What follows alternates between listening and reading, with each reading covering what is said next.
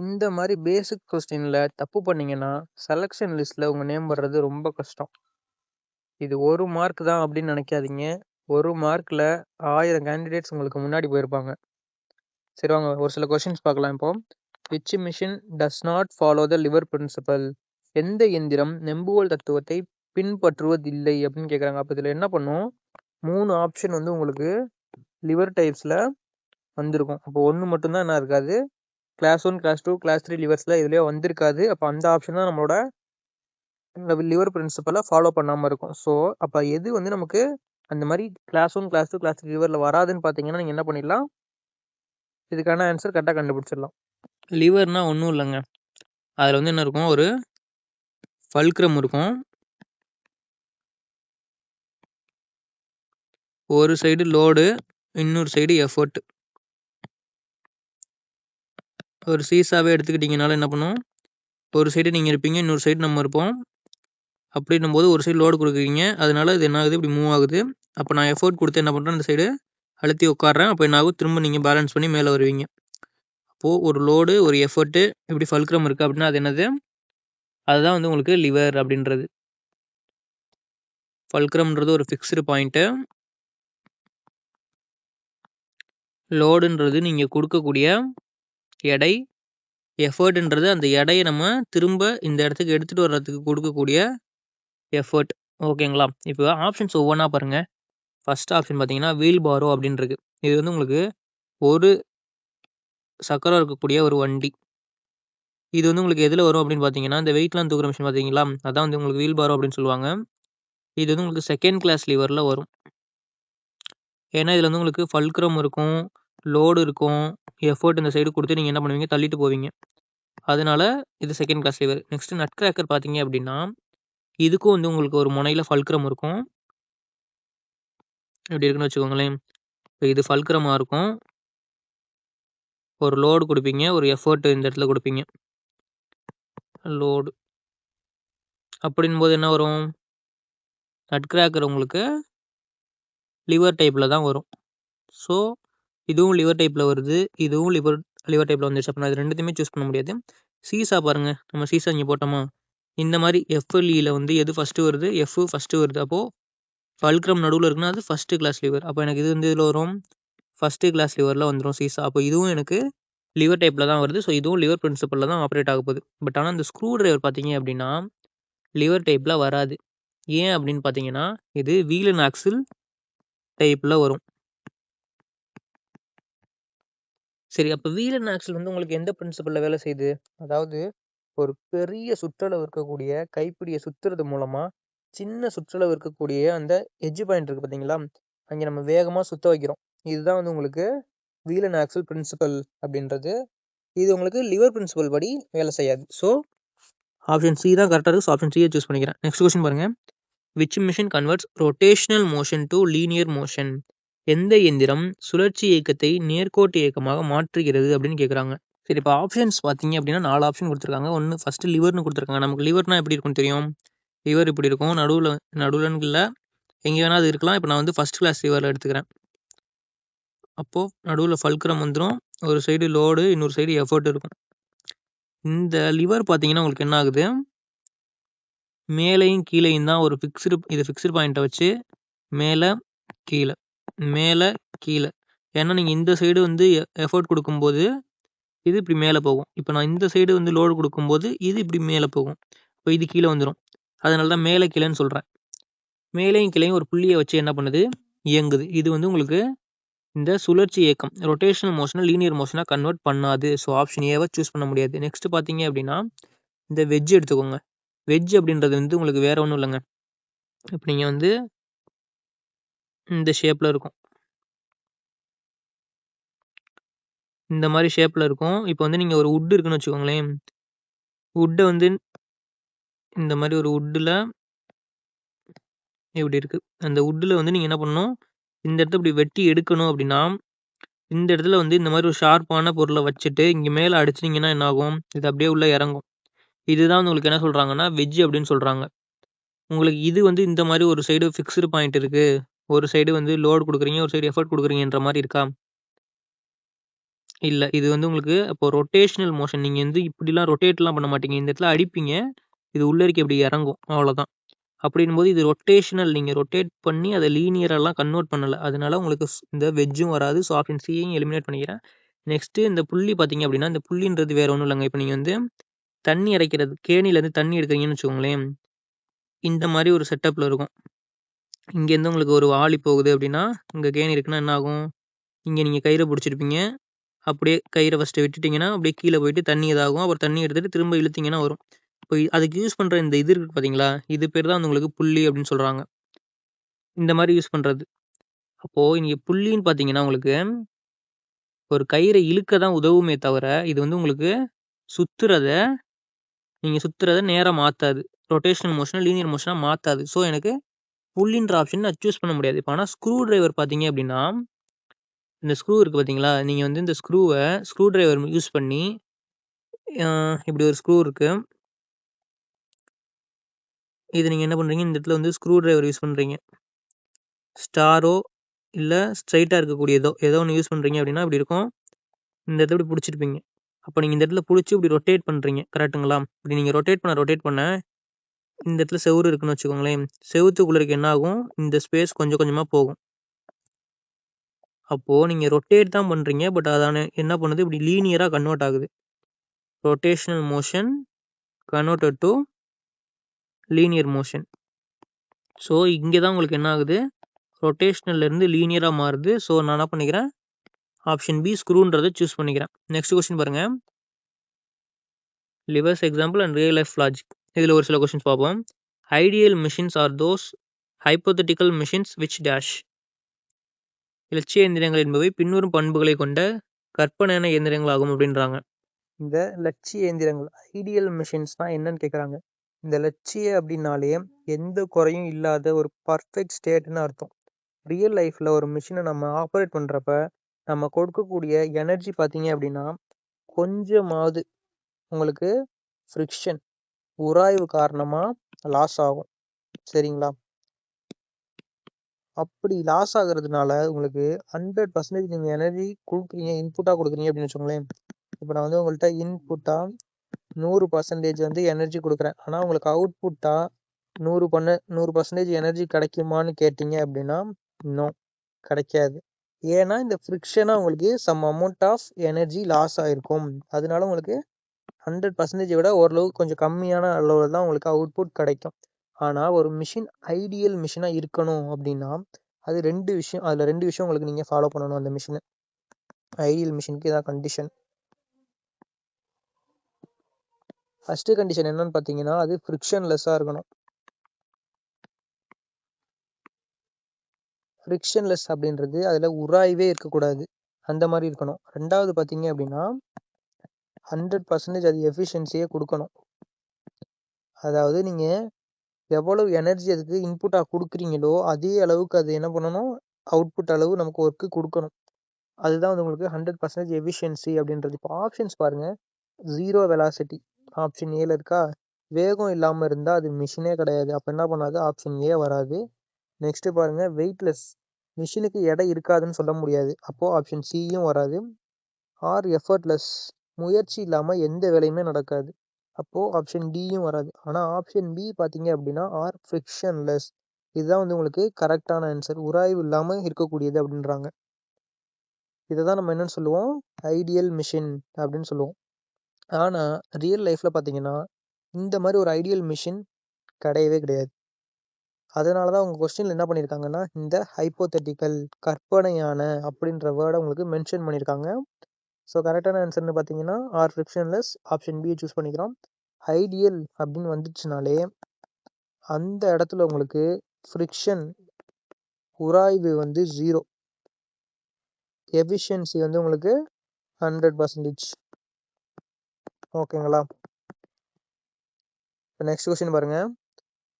Which of the following is an example of a second class lever. பின்வருவனவற்றுள் எது இரண்டாவது வகை நெம்புகளுக்கு ஒரு எடுத்துக்காட்டுன்னு கேட்குறாங்க.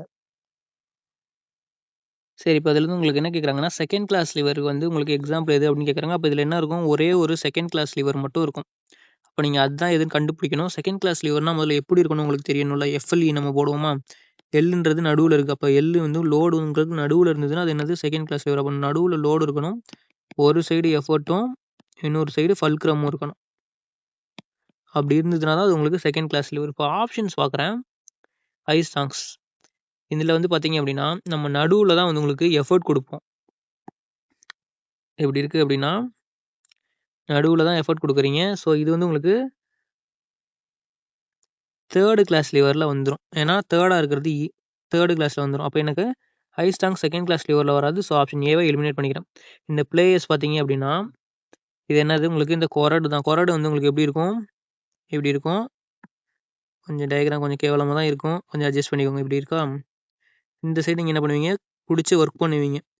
இப்போ இந்த இடத்துல ஃபல்க்ரம் இருக்குது, நடுவில் உங்களுக்கு ஃபல்க்ரம் இருக்குன்னா அது என்னது ஃபஸ்ட்டு கிளாஸ் லிவர். அப்போ எனக்கு ஆப்ஷன் பி பிளேயர்ஸும் வராது. நெக்ஸ்ட்டு பார்க்குறேன், இந்த சீசான்றது உங்களுக்கு இதில் தான் வரும், ஃபஸ்ட் கிளாஸ் லிவரில் தான் வரும். ஏன்னா நடுவில் ஃபல்க்ரம் இருக்கும், ஒரு சைடு லோடு ஒரு சைடு எஃபர்ட். அப்போது இதுவும் ஃபஸ்ட்டு கிளாஸ். அப்போ எனக்கு ஆப்ஷன் டியும் வராது. பேலன்ஸ் இருக்கிறது பார்த்தீங்கன்னா வீல் பாரோ தான். ஸோ ஆப்ஷன் பி வீல் பாரோன்றதை சூஸ் பண்ணிக்கலாமா. இந்த வீல் பாரோ பார்த்தீங்கன்னா இது வந்து ஒரு சக்கரம் இருக்கக்கூடிய ஒரு வெயிட் எடுத்துகிட்டு போகிற வெஹிக்கிள். இப்படி இருக்கும் பார்த்துருக்கீங்களா. இதில் வந்து என்ன பண்ணுவாங்க, லோடை வச்சு இப்படி எடுத்து இந்த இடத்துல உங்களுக்கு ஃபல்க்ரம் இருக்குது, நடுவில் லோடு இருக்குது, இவனுக்குள்ளே எஃபோர்ட் கொடுக்குறீங்க. அப்போ உங்களுக்கு நடுவில் லோடு இருக்குன்னா அது என்னது, அது second class lever. So wheelbarrow தான் நமக்கு செகண்ட் கிளாஸ் லிவரில் வரும். ஸோ ஆப்ஷன் பி சியை சூஸ் பண்ணிக்கிறோம். நெக்ஸ்ட் கொஸ்டின் பாருங்கள். A father and his young son get on a seesaw. The father, who weighs 4 times his son, sits 0.5 meter from the center. Where does the son have to sit to balance the seesaw? ஒரு தந்தையும் அவரது சிறு மகனும் ஊஞ்சலில் ஏறுகிறார்கள். சீசாவை தான் இங்கே ஊஞ்சல்னு சொல்லியிருக்காங்க. சரி, ஓகே. மகனை விட 4 மடங்கு எடை கொண்ட தந்தை மையத்திலிருந்து 0.5 மீட்டர் தொலைவில் அமர்கிறார். ஊஞ்சலை சமநிலைப்படுத்த மகன் எங்கே அமர வேண்டும் அப்படின்னு கேட்குறாங்க. ஒன்றும் இல்லைங்க, உங்களுக்கு வந்து என்ன சொல்கிறாங்கன்னா, ஒரு சீசா இருக்குது. சீசா வந்து என்ன பண்ணுவோம், நடுவில் ஃபல்க்ரம் பாயிண்ட் இருக்கும். ஒரு சைடு வந்து இங்கே வந்து சன் இருக்கார், இங்கே வந்து உங்களுக்கு ஃபாதர் இருக்கார். ஓகேங்களா. அவங்க என்ன சொல்கிறாங்கன்னா வெயிட் கொடுத்துருக்காங்க. என்னென்னு கொடுத்துருக்காங்க, இங்கே சன் கிட்ட seesaw the father who weights 4 times his son. அதாவது ஃபாதர் வந்து இஸ்ன்னு கொடுத்துருக்காங்களா, ஈக்குவல் டு 4 times சன்னோட வெயிட்டாக இருப்பார். அப்படின்னா நம்ம இந்த சன்னை வந்து கீழே எடுத்துகிட்டு வந்துடுங்க.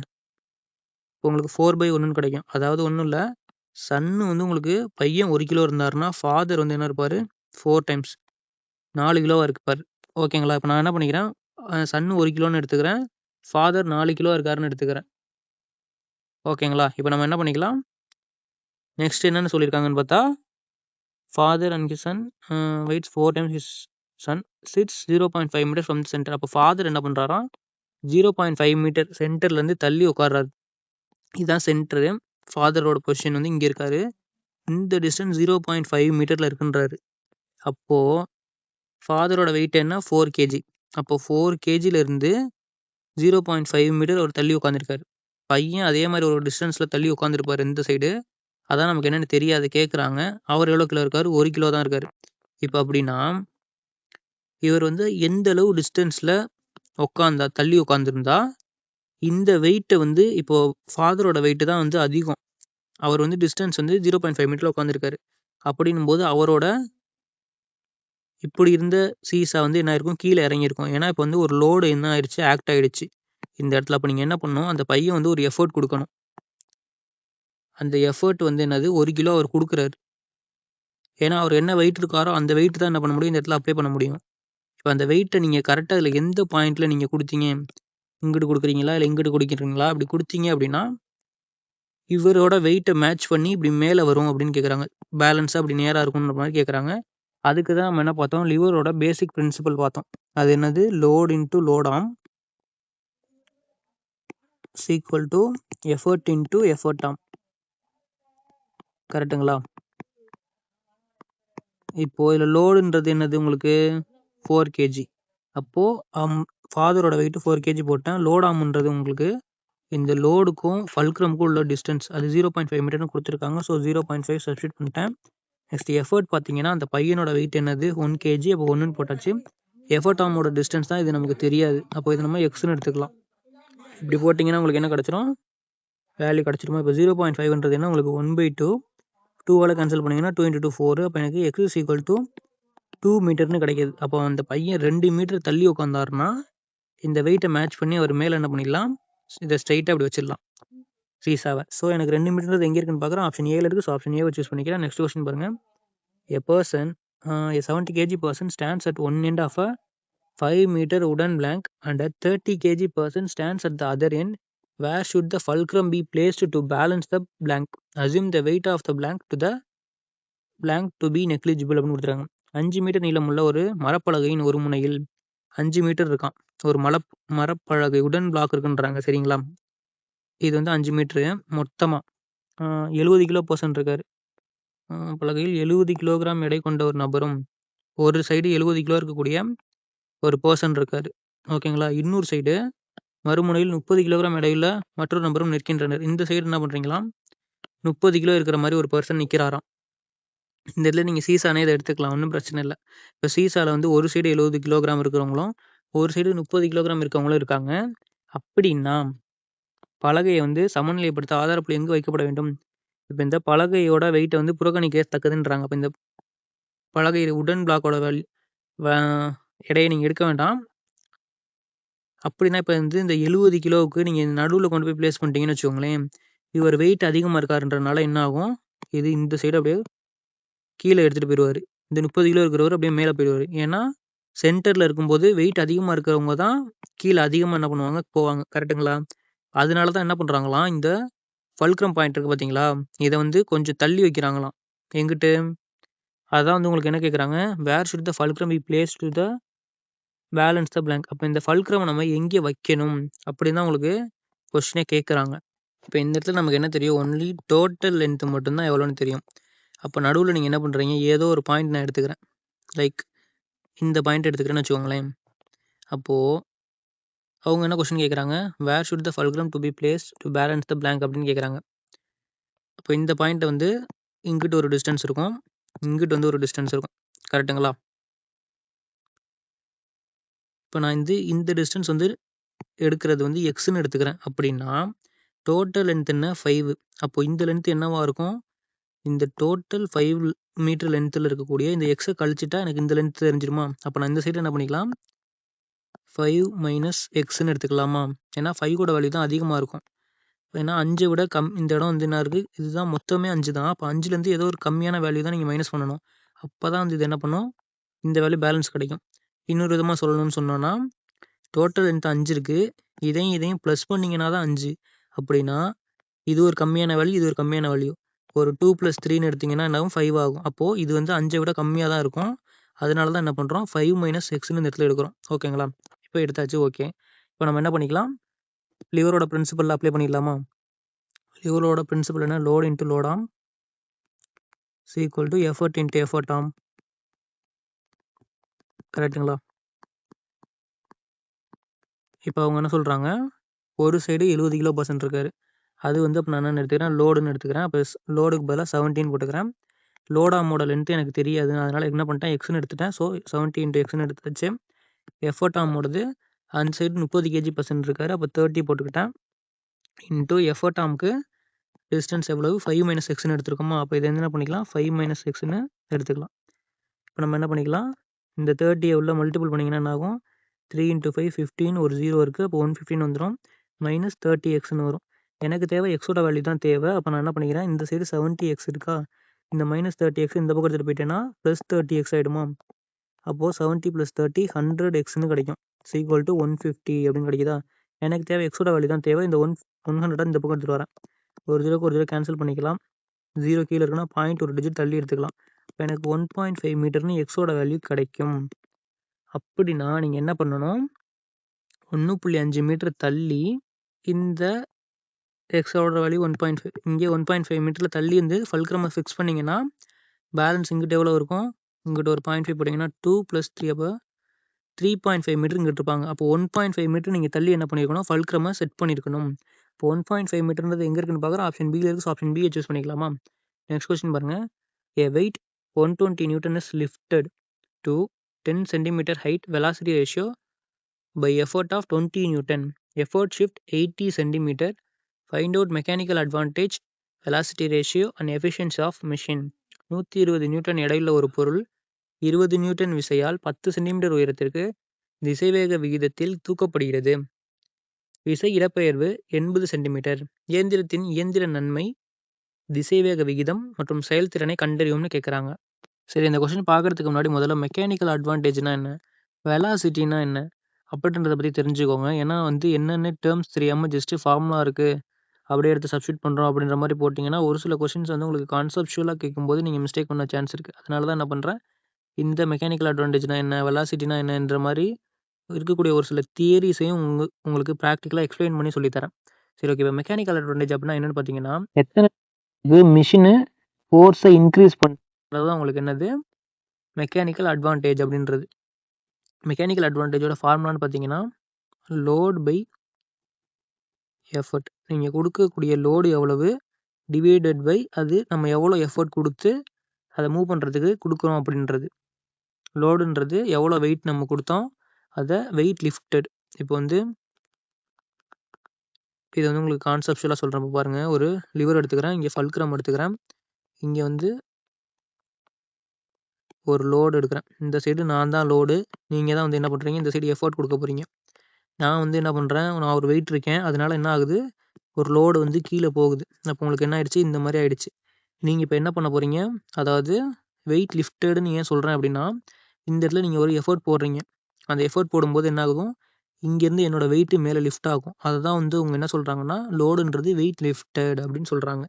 இப்போ எஃபர்ட் அப்படின்றது என்ன, ஃபோர்ஸ் அப்ளைடு. இந்த இடத்துல நீங்கள் என்ன பண்ணுவீங்க, எஃபர்ட்டுக்கு ஒரு ஃபோர்ஸ் கொடுத்து என்ன பண்ணியிருப்பீங்க, உட்காந்து தள்ளியிருப்பீங்க. அப்போனா தான் என்ன பண்ண முடியும், இது தள்ள முடியும். அப்படின்னா எஃபர்ட்னா என்ன சொல்கிறாங்கன்னா ஃபோர்ஸ் அப்ளைடு. நீங்கள் எவ்வளோ ஃபோர்ஸ் கொடுத்து இந்த இடத்துல அப்ளை பண்ணீங்க அப்படின்றதான் என்னது எஃபர்ட்.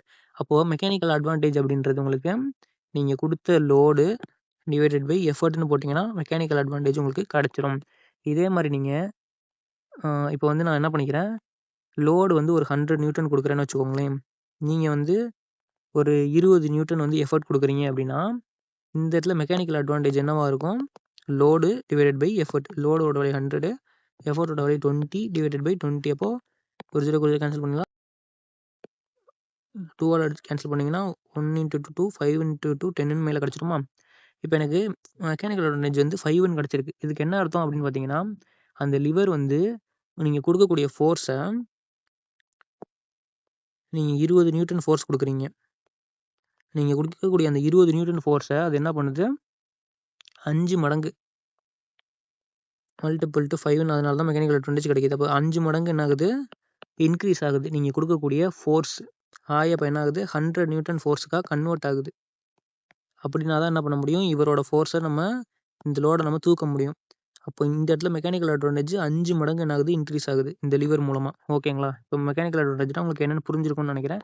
இதே மாதிரி வெலாசிட்டி ரேஷியோ பார்த்தீங்க அப்படின்னு வச்சுக்கோங்களேன், அதுக்கு என்ன ஃபார்முலா அப்படின்னா effort arm divided by load arm. ஓகேங்களா. இப்போ இதில் உங்களுக்கு எவ்வளோ டிஸ்டன்ஸு எஃபர்ட் ஆர்ம் உங்களுக்கு மூவ் ஆகிருக்கு லோட் ஆர்மை கம்பேர் பண்ணும்போது அப்படின்றதான் உங்களுக்கு என்னது வெலாசிட்டி ரேஷியோன்றது. இப்போ இந்த இடத்துல எஃபர்ட் ஆர்ம்ன்றது என்ன, எஃபர்ட் கொடுக்கக்கூடியதுக்கும் ஃபல்க்ரமுக்கும் நடுவில் இருக்கக்கூடிய டிஸ்டன்ஸ். இதுதான் எஃபர்ட், இதுதான் ஃபல்க்ரம். அப்போ எனக்கு இதுதான் என்னது எஃபர்ட் ஆர்மோட டிஸ்டன்ஸு. அப்போ இந்த எஃபர்ட் ஆர்மோட டிஸ்டன்ஸு போட்டுட்டிங்க டிவைடட் பை இதுக்கும் லோடுக்கும் இருக்கக்கூடிய டிஸ்டன்ஸ் தான் என்னது லோட் ஆர்மோட டிஸ்டன்ஸு. இப்போ டிவைடட் பை லோட் ஆர்ம் அப்படின்னு போட்டிங்கன்னா வெலாசிட்டி ரேஷியோ, அதாவது எவ்வளோ டிஸ்டன்ஸு எஃபர்ட் மூவ் ஆகிருக்கு லோடை கம்பேர் பண்ணும்போது. இந்த லோடை கம்பேர் பண்ணும்போது இந்த எஃபர்ட்டு எவ்வளோ தூரம் மூவ் ஆகுது அப்படின்றது நமக்கு இந்த வெலாசிட்டி ரேஷியோ மூலமாக தெரியும். சரி, ஓகே. இப்போ மெக்கானிக்கல் அட்வான்டேஜ்னா என்னன்னு சொல்லியாச்சு, வெலாசிட்டி ரேஷியோனா என்னன்னு சொல்லியாச்சு. இப்போ எஃபிஷியன்சி ஆஃப் த மிஷின்றது உங்களுக்கு தெரியும். நம்ம எவ்வளோ இன்புட் கொடுக்குறோம், அதுலேருந்து நமக்கு எவ்வளோ அவுட்புட் கிடைக்குது அப்படின்றதான் என்னது உங்களுக்கு எஃபிஷியன்சி அப்படின்றது. இப்போது எஃபிஷியன்சி கண்டுபிடிக்கிறதுக்கு நீங்கள் நார்மலாக என்ன பண்ணுவீங்க, output divided by input into 100 அப்படின்னு போடுவீங்க. ஆனால் இந்த இடத்துல லிவரில் நீங்கள் எஃபிஷியன்சி கண்டுபிடிக்கிறதுக்கு ஒரு ஃபார்முலா இருக்குது. அது என்னன்னு பார்த்தீங்க அப்படின்னா எஃபிஷியன்சி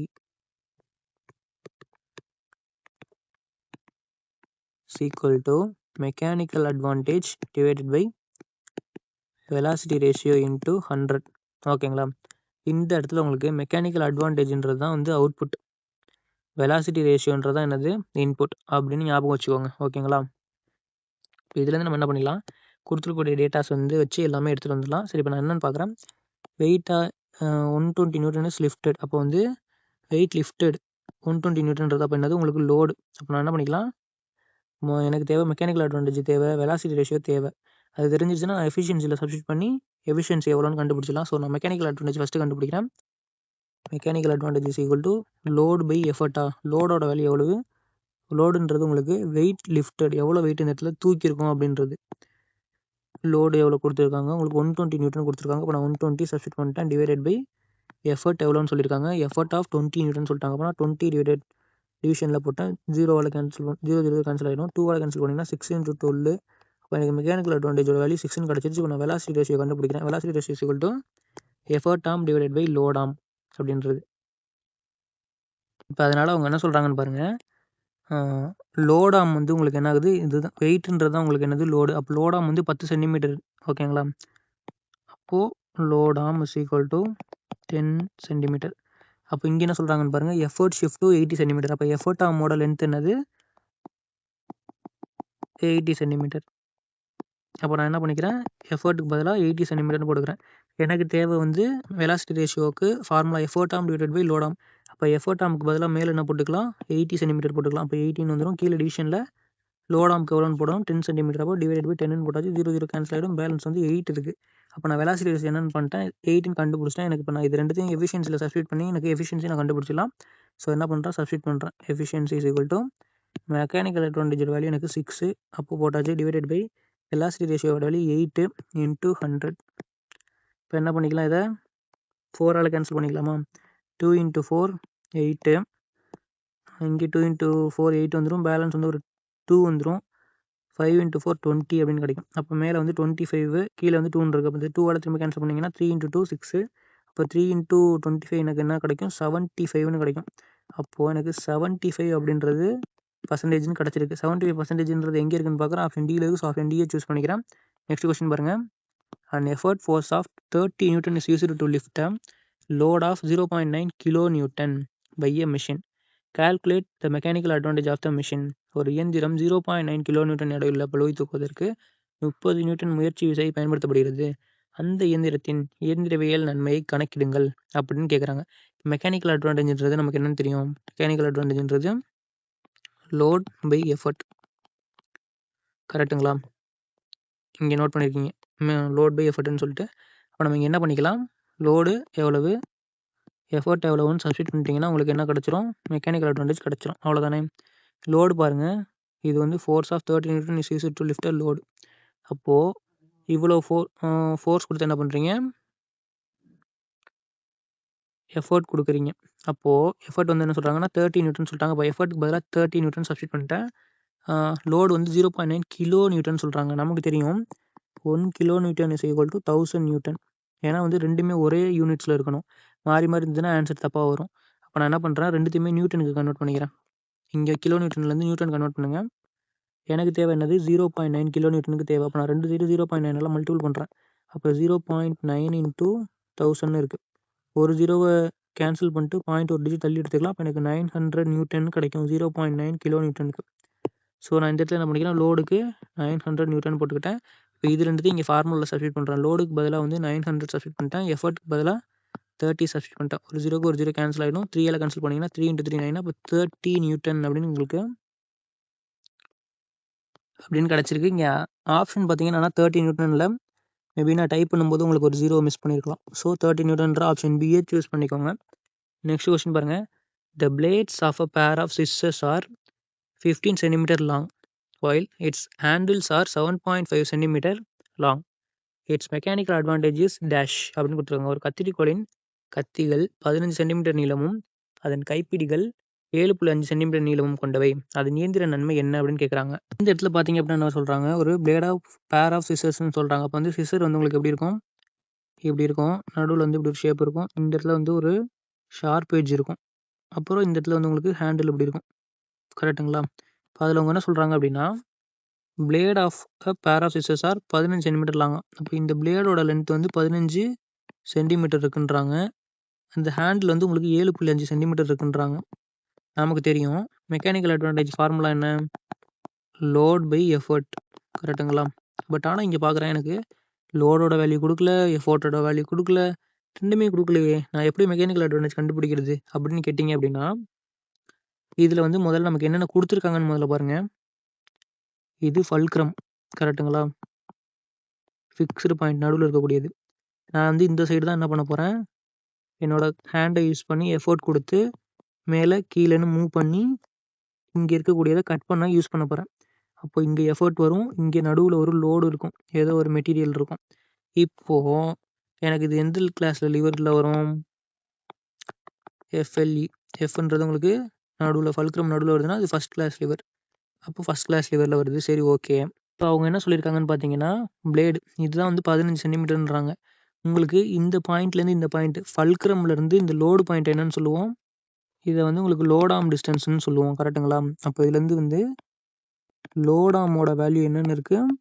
15 சென்டிமீட்டர்னு இருக்குது. அப்போது ஃபல்க்ரம்க்கும் இந்த எஃபர்ட்டுக்கும் உள்ள டிஸ்டன்ஸ் என்ன சொல்லுவோம்? எஃபர்ட் ஆர்ம்னு சொல்லுவோம். உங்களுக்கு எஃபர்ட் ஆர்மோட வேல்யூ என்னென்னு கிடக்கு? 7.5 சென்டிமீட்டர்னு இருக்குது. சரி, இப்போ எனக்கு லோட் ஆர்மும் எஃபர்ட் ஆர்ம் மட்டும்தான் தெரியும். பட் ஆனால் நான் இதுலேருந்து மெக்கானிக்கல் அட்வான்டேஜ் எடுத்துகிட்டு வரணும் அப்படின்னு பார்த்தீங்க அப்படின்னா, பிரின்சிபல் ஆஃப் லிவரோட ஃபார்முலா என்ன? Load into load arm is equal to effort into effort arm. கரெக்ட்டுங்களா? நமக்கு தெரிஞ்சது என்ன? மெக்கானிக்கல் அட்வான்டேஜோட ஃபார்முலா லோட் பை எஃபர்ட்னு தெரியும். அப்போ நான் என்ன பண்ணுறேன், லோட் பை எஃபர்ட்னு இந்த ஈக்குவேஷன் எடுத்துகிட்டு வரேன். இந்த சைடு எனக்கு லோடு இருக்குது, அப்போ இந்த எஃபர்ட்டை நான் இந்த சைடு எடுத்துகிட்டு வந்துடுறேன். அப்போ எனக்கு இந்த சைடு என்ன ஆயிடுச்சு? லோட் பை எஃபர்ட்னு கிடச்சிருச்சா? is equal to right side பார்க்குறேன், ஒரு எஃபர்ட் ஆர்ம் இருக்குது. இப்போ லெஃப்ட் சைடு இருக்கக்கூடிய இந்த லோட் ஆர்ம் நான் கீழே எடுத்துகிட்டு வந்துடலாம். அப்படின்னா எனக்கு என்ன ஆகிடும்? டிவிஷனில் லோட் ஆர்ம்னு கிடச்சிரும். அப்போது மெக்கானிக்கல் அட்வான்டேஜ்க்கு பதிலாக லோட் பை எஃபர்ட்ன்றதுக்கு நீங்கள் என்ன பண்ணிக்கலாம்? எஃபர்ட் ஆர்ம் பை லோட் ஆர்ம்னு சப்ஸ்டியூட் பண்ணிக்கலாம். கரெக்ட்டுங்களா? இதை கூட நீங்கள் என்ன பண்ணிக்கோங்க, மெக்கானிக்கல் அட்வான்டேஜ்னு போட்டு load by effort or effort arm by load ஆர்ம்னு கூட தனியாக நோட் பண்ணி வச்சுக்கோங்க. எக்ஸாமில் வந்து நீங்கள் கரெக்டாக இந்த மாதிரி பிரின்சிபல் ஆஃப் லிவரோட ஃபார்முலாவை போட்டு யோசித்து எடுத்துகிட்டு வராமல் கேட்ட உடனே ஓகே இது கேட்டிருக்காங்க அப்படின்னா டேரெக்டாக நீங்கள் என்ன பண்ணிடலாம், எஃபர்ட் ஆர்ம் பை லோட் ஆர்ம்னு ஃபார்முலாவில் சப்ஸ்டியூட் பண்ணி ஆன்சர் போட்டு போயிட்டே இருக்கலாம். ஓகேங்களா? சரி, இப்போ நம்ம என்ன பண்ணிடலாம், இதில் இந்த ஃபார்முலாவில் சப்ஸ்டியூட் பண்ணலாம். இப்போ எஃபர்ட் ஆர்முக்கு பதிலாக நீங்கள் என்ன பண்ணணும், 7.5 சென்டிமீட்டர் கொடுத்துருக்காங்க. அப்போ 7.5 சப்ஸ்டியூட் பண்ணியாச்சு. Mechanical advantage is equal to effort arm divided by load ஆர்முக்கு 15 சென்டிமீட்டர் சொல்லிட்டாங்க. அப்போ 15 சப்ஸ்டியூட் பண்ணிட்டேன். இப்போது ஒரு மல்டிபிள் டு 10 மேலே கீழே மல்டிபிள் பண்ணிங்கன்னா உங்களுக்கு என்ன கிடைக்கும்? மேலே வந்து உங்களுக்கு பாயிண்ட் ரிமூவ் ஆகி 75ன்னு கிடைக்கும், கீழே வந்து உங்களுக்கு 150 அப்படின்னு கிடைக்கும். இப்போது 75 அடிச்சிங்கன்னா 1 × 75 75, கீழே வந்து 2 × 75 150 கிடச்சிரும். 1/2 வேல்யூ என்ன உங்களுக்கு 0.5ன்னு கிடைக்கும். அப்போ எனக்கு மெக்கானிக்கல் அட்வான்டேஜோட வேல்யூ எனக்கு 0.5ன்னு கிடச்சிருக்கு. 0.5ன்ற ஆப்ஷன் எங்கே இருக்குன்னு பார்க்குறேன். ஆப்ஷன் ஏழுக்கு, ஸோ ஆப்ஷன் ஏவை சூஸ் பண்ணிக்கிறேன். நெக்ஸ்ட் கொஸ்டின் பாருங்கள். 2 children weighing 30 kg and 15 kg are sitting on one side of the seesaw at the distance of 1 meter and 1.2 meter respectively from the fulcrum. A boy of m kg sits on the other side of the seesaw at a distance of 1.2 meter from the fulcrum and the seesaw. Fulcrum and the seesaw is in equilibrium. Find the velocity of m. 30 kilogram மற்றும் 15 kilogram எடையுள்ள 2 குழந்தைகள் ஊஞ்சலின் ஒரு பக்கத்தில் ஆதார புள்ளியிலிருந்து முறையே 1 metre மற்றும் 1.2 metre தூரத்தில் அமர்ந்துள்ளனர். m கிலோகிராம் எடையுள்ள ஒரு சிறுவன் ஊஞ்சலின் மறுபக்கத்தில் ஆதார புள்ளியிலிருந்து 1.2 மீட்டர் தூரத்தில் அமர்ந்துள்ளான். மேலும் ஊஞ்சல் சமநிலையில் உள்ளது. எம்மின் மதிப்பை காண்க அப்படின்னு கொடுத்துருக்காங்க. சரி, இந்த கொஸ்டின் உங்களுக்கு கொஞ்சம் ட்ரிக்கியான கொஸ்டின் தான். ஏன்னா உங்களுக்கு 2 லோட் கொடுத்துருக்காங்க. இப்போ ஒன்றும் இல்லைங்க, அவங்க என்ன சொல்கிறாங்கன்னா ஒரு சீசா கொடுத்துருக்காங்களா, சீசா. ஸோ ஓகே, சீசா போட்டாச்சு. சீசாவில் என்னென்ன இருக்கும்? ஒரு ஃபல்க்ரம் இருக்கும், இன்னொரு சைடு வந்து உங்களுக்கு எஃபர்ட் இருக்கும், இன்னொன்று வந்து உங்களுக்கு என்ன இருக்கும், லோடு இருக்கும். நான் வந்து ஃபஸ்ட்டு கிளாஸ் லிவர் எடுத்திருக்கேன். அவங்க என்ன சொல்லிட்டாங்கன்னா 2 சில்ட்ரன் இருக்காங்க, 30 kilo 15 kilo are sitting one side of the seesaw. ஒரு சைடில் வந்து என்ன பண்ணுறாங்க, 30 கிலோ இருக்க பையனும் 15 கிலோ இருக்க 2 சில்ட்ரன்ஸ் என்ன பண்ணுறாங்க, 2 பேர் இருக்காங்கன்றாங்க ஒரு சைடு. அதுவும் என்ன கரெக்டாக சொல்கிறாங்கன்னா அட் டிஸ்டன்ஸ் ஆஃப் 1.2 மீட்டர். இப்போ 30 கிலோ இருக்கிறவர் என்ன பண்ணுறாராம், 1 மீட்டரில் இருக்காராம். இங்கே வந்து ஃப்ரம் த ஃபல்க்ரம், இந்த ஃபல்க்ரம்லேருந்து 1 மீட்டர் டிஸ்டன்ஸில், அப்போ பக்கத்தில் இந்த 1 மீட்டர் டிஸ்டன்ஸ்ன்றது இது. இங்கேருந்து இப்படி பாருங்கள், ஏன்னா உங்களுக்கு ஃபல்க்ரமும் லோடும் இவங்க தான் லோடு இந்த இடத்துல. 1 மீட்டர் டிஸ்டன்ஸில் யார் இருக்கா, 30 கிலோ இருக்கிறவர் இருக்கார். அதே மாதிரி 1.2 மீட்டர் இன்னும் கொஞ்சம் தள்ளி என்ன பண்ணிக்கிங்க, போய் அந்த 15 கிலோ இருக்கிற பர்சன் இருக்கார். ஓகேங்களா? இப்போ 2 லோடு இந்த இடத்துல எனக்கு இருக்குது. ஓகே, இப்போ நான் இந்த 2 லோடு இதாகுது அப்படின்னா இப்படி இருந்த பொசிஷன் என்ன ஆயிரும், கொஞ்சம் கீழே போயிடும். ஏன்னா இங்கே வெயிட் அதிகமாக இருக்குது, 2 பேர் போய் உட்காந்துட்டாங்க. ஓகேங்களா? A boy of m kg sits on the other side of the seesaw. இப்போ வந்து 200 கிலோ இருக்கக்கூடிய ஒரு பையன் இந்த பக்கம் போய் உட்காரணும். அப்படி உட்கார்றாரு அட் டிஸ்டன்ஸ் ஆஃப், அதுவும் எவ்வளோ டிஸ்டன்ஸில் உட்காராராம், 1.2 மீட்டர் ஃப்ரம் த ஃபல்க்ரம் அந்த சீசா. இப்போ வந்து இந்த ஃபல்க்ரம்லேருந்து ஒரு 1.2 மீட்டர் தள்ளி தான் அவர் உட்காந்துருக்காரு அந்த பையன். அப்படின்னா அவரோட வெயிட் என்னவா இருக்கும், அந்த வெயிட் நீங்கள் கொடுக்கக்கூடிய அந்த வெயிட் என்னவா இருக்கும் அப்படின்னு தான் உங்களுக்கு கொஸ்டின் கேட்குறாங்க. இப்போ வந்து நீங்கள் இதுக்கு வந்து ஆன்சர் கண்டுபிடிக்கணும் அப்படின்னு பார்த்தீங்கன்னா, பிரின்சிபல் ஆஃப் லிவர் ஃபார்முலா என்ன, load into load arm equal to effort into effort arm. கரெக்டுங்களா? இப்போ இந்த இடத்துல நீங்கள் லோட் இன்ட்டு லோட் ஆர்ம் பண்ணும்போது 2 இது பண்ணணும், லோடு 1 ப்ளஸ் லோடு 2. ஏன்னா இது வந்து 15 கிலோ இருக்கிறவர் ஒரு கிலோவில் இருக்கார், ஒரு டிஸ்டன்ஸில் இருக்கார். 15 கிலோ வந்து ஒரு டிஸ்டன்ஸ்லையும் 30 கிலோ வந்து இன்னொரு டிஸ்டன்ஸில் இருக்காங்க. அப்போ 2 பேருக்கும் தனித்தனியாக லோட் இன்ட்டு லோடாம் கண்டுபிடிக்கணும். L1 + L2 கண்டுபிடிச்சிங்கன்னா தான் இந்த டோட்டல் லோடாம் வந்து உங்களுக்கு கிடைக்கும், லோடு இன்ட்டு லோடாம்ன்றது. ஸோ நான் என்ன பண்ணுறேன், L1ன்றது ஃபஸ்ட்டு லோடு எவ்வளோன்னு பார்க்குறேன். L1க்கு அப்போ என்ன வரும், உங்களுக்கு வந்து லோடு 1 இன்ட்டு லோட் ஆர்ம் 1. அப்போ உங்களுக்கு என்ன வரும், லோடு வந்து எவ்வளவு, 30 கிலோ இருக்கார், எவ்வளோ டிஸ்டன்ஸில் இருக்கார், 1 மீட்டரில் இருக்கார். அப்போ 30 × 1 உங்களுக்கு 30ன்னு தான் கிடைக்கும். அப்போ L2 கண்டுபிடிங்க. L2 = load 2 into load arm 2. இந்த இடத்துல லோடுன்றது என்ன, 15 கிலோ இருக்கிற பர்சனு, அவர் என்ன பண்ணுறாரு, ஒரு 1.2 மீட்டர் தள்ளி இருக்காரு. இப்போ லோட் ஆர்மோட டிஸ்டன்ஸ் வந்து 1.2, உங்களுக்கு 15 × 1.2 பண்ணிங்கன்னா உங்களுக்கு என்ன வரும், உங்களுக்கு 18 அப்படின்னு கிடைக்கும். 15 × 12 பண்ணிங்கன்னா உங்களுக்கு 118 கிடைக்கும். பாயிண்ட் ஒரு டிஜிட் தள்ளி வச்சிங்கன்னா 18 கிடைக்கும். இப்போ வந்து எனக்கு 30 ஒரு 18, அப்போ வந்து L1 + L2 தான் எனக்கு என்னது, லோடாம். அப்போ 30 + 18 வந்து என்னது, 48ன்னு எனக்கு லோட் இன்ட்டு லோடாமோட வேல்யூ கிடச்சிருச்சு. அப்போ இந்த சைடு என்ன பண்ணிக்கலாம், 48ன்னு சப்ஸ்டியூட் பண்ணிக்கலாம். இப்போ ஈக்குவல் டு எஃபர்ட். எஃபர்ட்ன்றது என்ன, அவர் கொடுக்கக்கூடிய அந்த வெயிட்டு ப்ளஸ் இன்ட்டு அவர் கொடுக்கக்கூடிய எஃபர்ட் ஆமோட லென்த். எஃபர்ட் ஆம்ன்றது ஃபல்க்ரம்க்கும் எஃபர்ட்டுக்கும் கொடுக்கக்கூடிய டிஸ்டன்ஸ். அப்போ 1.2ன்னு போட்டிருக்காங்க. ஸோ நான் 1.2 சப்ஸ்டியூட் பண்ணுறேன். எனக்கு தேவை அவரோட வெயிட், அந்த எஃபர்ட் தான் தேவை. அப்போ நான் அந்த 1.2 இந்த பக்கம் எடுத்து வந்துடலாமா, அப்போ எனக்கு என்ன கிடைக்கும், M = 48 / 1.2ன்னு கிடைக்கும். இப்போ இந்த இடத்துல நான் என்ன பண்ணுறேன், பாயிண்ட் ரிமூவ் பண்ணுறதுக்கு மேலே கீழே மல்டிபிள் 10 பண்ணுறேன். ஸோ இந்த இடத்துல பாயிண்ட் ஒரு டிஜிட் தள்ளி வந்துடும், இந்த ஒரு 0 கேன்சல் பண்ணிக்கலாம். அப்போ எனக்கு 480 / 12ன்னு கிடைக்குது. 480 / 12 பண்ணிங்கன்னா உங்களுக்கு என்ன கிடைக்கும், 40ன்னு கிடைக்கும். அப்போ எனக்கு இந்த இடத்துல மெக்கானிக்கல் அட்வான்டேஜ் வந்து சரி, அவரோட மாஸோட எஃபோர்ட்டோட வேல்யூ என்ன கிடச்சிருக்கு, 40 கிலோன்னு கிடச்சிருக்கு. ஸோ 40 kgன்றது எங்கே இருக்குன்னு பார்க்குறேன், ஆப்ஷன் சியில் இருக்குது. ஸோ ஆப்ஷன் சியை சூஸ் பண்ணிக்கிறேன். நெக்ஸ்ட் கொஸ்டின் பாருங்கள். 2 children of mass 60 kg and 100 kg are sitting on a seesaw on one side at a distance of 2 meter and 3.5 meter respectively from its center point O. Where should a person of mass 100 kg sit to balance it? இப்போ ஒன்றும் இல்லைங்க, 60 kilogram மற்றும் 100 kilogram நிறையுள்ள 2 குழந்தைகள் ஒரு சீசாவின் மையப்புள்ளி 0விலிருந்து முறையே புள்ளி ஓவிலிருந்து முறையே 2 மீட்டர் மற்றும் 3.5 மீட்டர் தொலைவில் ஒரு பக்கத்தில் அமர்ந்துள்ளனர். அதை சமநிலைப்படுத்த 100 கிலோகிராம் நிறையுள்ள ஒருவர் எங்கு அமர வேண்டும்னு கேட்குறாங்க. இப்போ ஒன்றுமே இல்லை, நான் வந்து இப்போ இந்த இடத்துல 1.2 மீட்டர்னு போட்டேன் பார்த்தீங்களா, இப்போ இந்த இடத்துல உங்களுக்கு வெயிட்டை கொடுத்துட்டாங்க. அப்போ இந்த டிஸ்டன்ஸ் வந்து அவர் எவ்வளோ தூரத்தில் உட்காந்துருப்பாருன்னு கேட்குறாங்க. அதே concept, load into load arm, effort into effort arm. Load 1 கண்டுபிடிங்க, லோட் 2 கண்டுபிடிங்க, ரெண்டுத்தையும் ஆட் பண்ணி லோட் ஆர்மில் போடுங்க. எஃபர்ட் இன்ட்டு எஃபர்ட் ஆர்ம்னு அதே மாதிரி போடுங்க. இந்த இடத்துல எஃபர்ட் வந்து உங்களுக்கு ஆல்ரெடி அவங்களே என்ன சொல்லிட்டாங்க, 100 kgன்னு சொல்லிட்டாங்க. அப்போ நீங்கள் எஃபர்ட்டுக்கு பதிலாக 100ன்னு போட்டுக்கோங்க. எஃபர்ட் ஆர்ம் இப்போ இந்த இடத்துல மல்டிபிள் டு எக்ஸ்ன்னு வச்சுக்கிட்டு எக்ஸ் கண்டுபிடிச்சிங்கன்னா உங்களுக்கு ஆன்சர் கிடைக்கும். இப்போ இதே 8th கொஸ்டினோட ஃபார்மெட்லேயே தான் உங்களுக்கு 9th கொஸ்டின் இருக்குது. ஜஸ்ட்டு டேர்ம்ஸை மட்டும் மாற்றி கேட்டிருக்காங்க. என்ன பண்ணுங்கள், இது உங்களுக்கு ஹோம் ஒர்க். ஆன்சர் வந்து கண்டுபிடிச்சி கமெண்ட் பண்ணுங்கள். எத்தனை பேர் கரெக்டாக கமெண்ட் பண்ணுறீங்க அப்படின்னு பார்க்கலாம். உங்களுக்கு இந்த வீடியோ பிடிச்சிருந்துச்சுன்னா ஒரு லைக் பண்ணிக்கோங்க. அப்படியே நம்ம பேஷன் அகாடமி சப்ஸ்கிரைப் பண்ணி பக்கத்தில் இருக்க பெல் கிளிக் பண்ணி ஆல்ரெடி செலக்ட் பண்ணிக்கோங்க. நம்ம டெய்லி வந்து டெஸ்ட்டு வந்து ஒரு 10 கொஸ்டின்ஸு டெலிகிராம் சேனலில் அப்டேட் பண்ணிகிட்ருக்கோம். டாபிக் வைஸ் டெஸ்ட்டு வேணுன்றவங்க அதில் ஜாயின் பண்ணி யூஸ் பண்ணிக்கோங்க. நம்ம இது வரைக்கும் சால்வ் பண்ணியிருக்கக்கூடிய எல்லா கொஸ்டின்ஸோட எக்ஸ்ப்ளனேஷன் பிடிஎஃப்ஸ் வேணும்னு நினச்சாலும் உங்களுக்கு டெலிகிராம் சேனலில் கொடுத்துருக்கேன். வேணுன்றவங்க யூஸ் பண்ணிக்கோங்க. Thank you friends. நெக்ஸ்ட் வீடியோவில் பார்க்கலாம்.